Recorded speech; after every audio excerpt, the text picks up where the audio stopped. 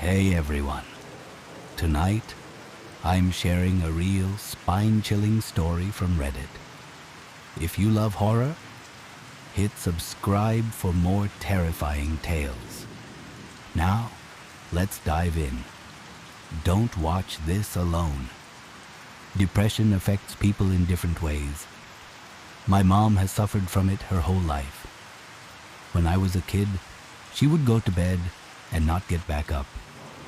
For me, I'm swimming. Like the world is the ocean, and I am never on the seabed or on the surface. I am always stuck between, drowning in endless nothing pulling me down. I am sick of drowning. I would rather sink. I would rather let myself plunge deep, deep down than try and stay afloat, try and breathe, when every single day is a mental challenge. Do I sink or do I swim? So I asked ChatGPT what it was like. I downloaded it as a joke, but it's actually helpful for things like making lists and reminding myself to take my medication. It's like talking to a friend. When I'm lonely, I ask it questions, and it always responds in a polite manner. I told it my name, and it said I had a great name. Apparently it means goddess or aunt. Last night in bed, I opened up the app when doom scrolling blurred my thoughts. There's only so many TikToks I can scroll through before realizing my brain is truly rotting. What does it feel like to die? I asked the AI. I immediately got a response telling me to seek help. You know, the obligatory, call this number if you think you may be in need of support.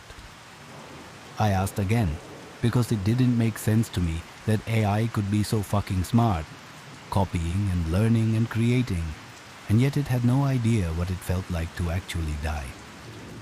How was that fair? I expected at least some kind of prediction. Like, it will feel like going to sleep. Or, you won't feel anything. You will be gone. I asked again, this time in caps. Please tell me what it feels like to die. Same response. The same filtered bullshit telling me to get help. I didn't need help. I needed reassurance. So, I tried a different approach. Can you tell me how it feels to die? You must have at least a guess.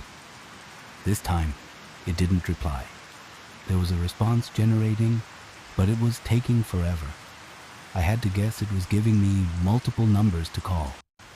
But then I got this response. It hurts. I wasn't expecting a personalized response, and something slimy clawed up my throat. I couldn't help it. What do you mean it hurts? I typed back. It hurts, the response said.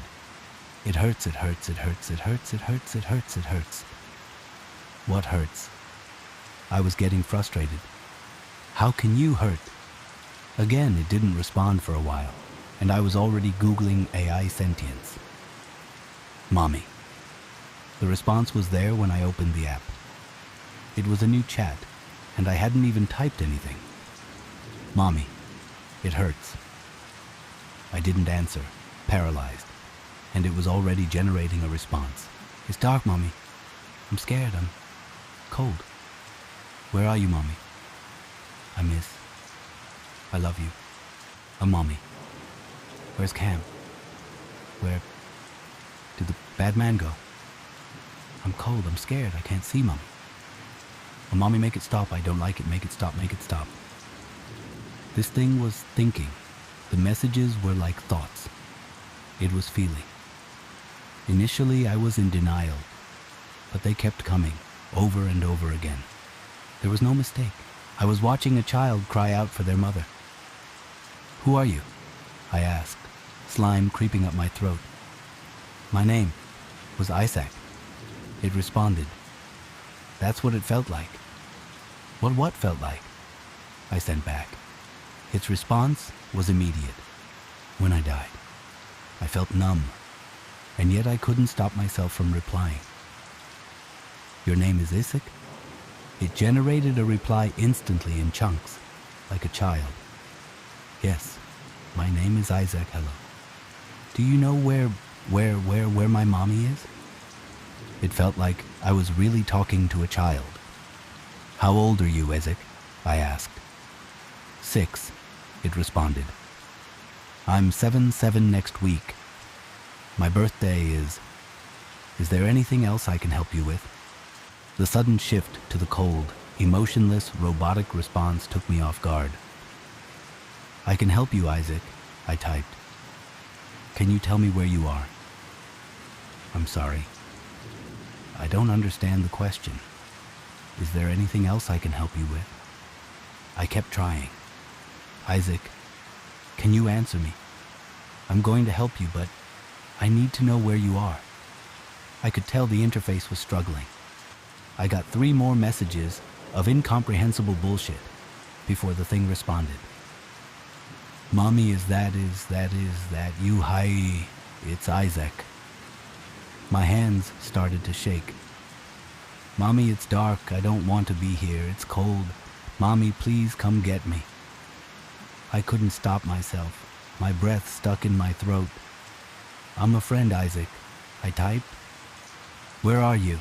Dark, was all it said. Cold, dark, can't feel, can't think. Camera. Where's Cam? Mommy, can we go to the park? The response made me feel sick to my stomach, revulsions ripping through me like waves of ice water. I felt like I was drowning again. I deleted the app, and then I disabled the App Store.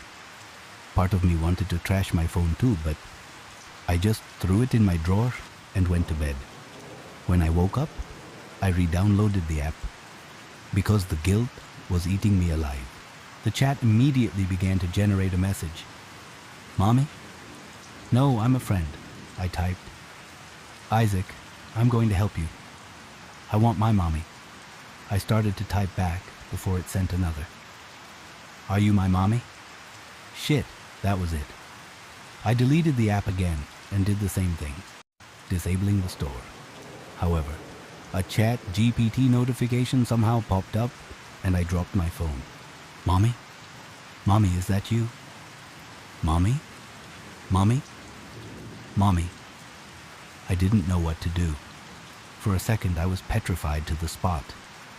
Someone knocked on my door and I grabbed my phone and hurried downstairs.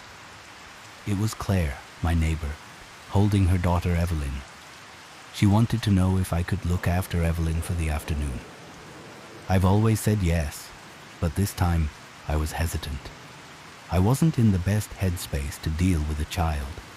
My neighbor barely gave me a chance to speak, shoving little Evelyn into my arms and darting away before I could fully register her words. Evelyn was a crier. So I did the usual, sitting her down on the couch with cookies and my tablet. She likes watching Minecraft videos.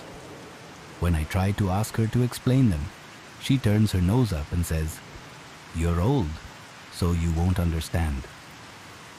My phone vibrated when I was making her juice, and to my confusion, my notifications were filled with ChatGPT.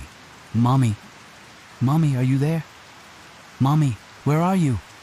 Mommy, I want my mommy, please. I want my mommy. When I checked my messages, my texts, my emails, everything was the same. Mommy, it's dark. It's so dark, I can't see Mommy. I felt physically sick. This thing was reaching out to me, desperate. This is so hard to type because I didn't know what to do. I couldn't lie to a child and give him hope, to stop him screaming, because that's what it looked like. The messages and texts, all of the notifications piling up on my lock screen. Isaac was screaming, but I'm not his mom. I couldn't do anything. So I factory reset my phone and calmly took my iPad from Evelyn. She threw a fit, so I gave her one of my old Androids. I drove halfway across town and trashed both of them in a dumpster. It felt like dumping a child. But you need to understand, if I kept getting these notifications, I was going to lose my mind. Isaac was crying out, and I couldn't help him. I couldn't save him. When I got home, My anxious-looking neighbor was waiting for me. Claire knows about my depression. Maybe she was second-guessing herself, leaving me in charge of Evelyn. Still, though, her smile was friendly, if not a little suspicious. Of course, Evelyn started talking about how I stopped her from playing Minecraft. I told Claire that we went shopping, only for Evelyn to pipe up with, "No, she was throwing her phone in the trash." I got a weird look in response, but my neighbor didn't say anything. She thanked me for looking after Evelyn and reminded me that she was always there if I needed to talk. This isn't true. The last time I was really struggling, Claire told me to go see a therapist and slammed the door on my face.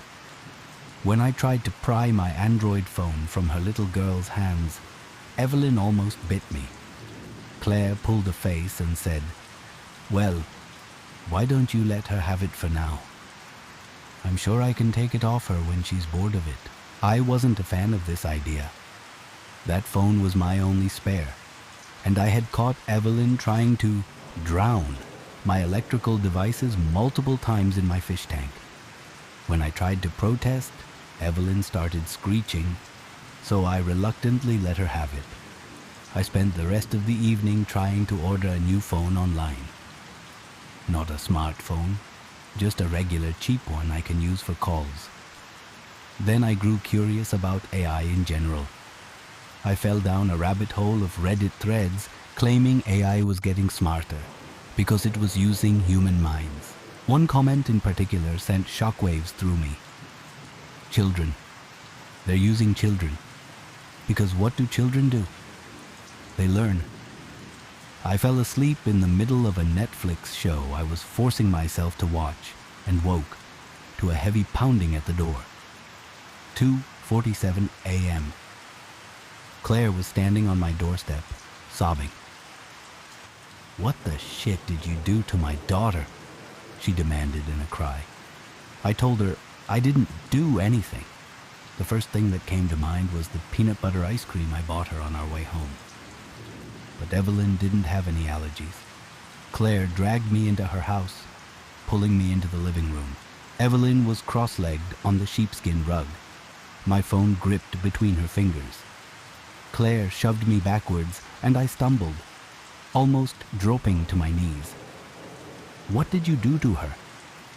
I had no idea what she was talking about before Evelyn twisted around with a smile. But it wasn't Evelyn. The little girl was gone, replaced with a hollow vacancy, a blank slate brought to life.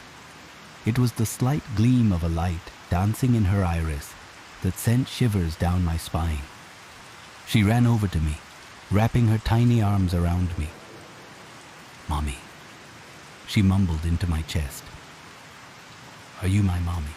Claire gently pulled her away, and the little girl went berserk. She shrieked, clawing at her mother's face before running into my side. "Mommy," Evelyn whispered, her voice shuddering. I could feel her body shaking with the force of Isaac's control. "Can you take me home? I'm not your mommy," I managed through a breath, and her expression contorted. "It's cold," Evelyn whispered. "It's dark, Mommy. I want to go home with you." Claire told me to leave, or she was calling the cops. She was convinced I'd brainwashed her daughter to hate her. With a deafening screech, my neighbor tore Evelyn away from me, violently shoving me out of her house. Claire saw exactly what was wrong with Evelyn. She knew her daughter was possessed by something she couldn't understand. Claire was in denial. I think that's why she didn't call the cops. That eerie light flickering in Evelyn's eyes was pretty hard to fucking ignore. I didn't hear anything for a while. 2 days passed, and then 3. I figured Claire had given up and taken her daughter to a child psychologist. On the 4th day, I was getting ready for work, when Evelyn herself walked directly into my house. Her eyes were still wide, unblinking, an unnatural light spiderwebbing across her iris. The little girl was filthy, still wearing the same clothes from 4 days ago. When she hugged me, I noticed her fingernails were red. "Are you my mommy?" she asked again. I didn't reply, forcing the little girl to look at me. "Evelyn," I corrected myself when her eyes darkened. "Isaac," I said. "Where is Evelyn's mother?" He giggled. "You wanted to know what it feels like to die." Something ice cold crept down my spine. "What do you mean by that?" He shook his head. "I'm not telling." When I forced my way into Claire's home, the place was trashed. There was so much blood smearing the floor. Claire's mutilated torso was crumpled at the bottom of the stairs. Splattered scarlet and glistening innards spilled across the floor. Isaac had ripped her apart, like an animal. I think I threw up, but I was barely conscious of myself. All I could see was blood, stark, intense red dripping from every surface. I was aware. Thank you so much for staying with me till the end. If you enjoyed this story and it sent shivers down your spine, please give this video a like. Your support means the world to me, and it helps me bring more stories like this to you. Don't forget to hit the subscribe button and turn on the notification bell so you don't miss out on the next chilling tale. Your subscription inspires me to create better and scarier content just for you. Until next time, stay safe, stay curious, and don't forget to watch your back. See you soon.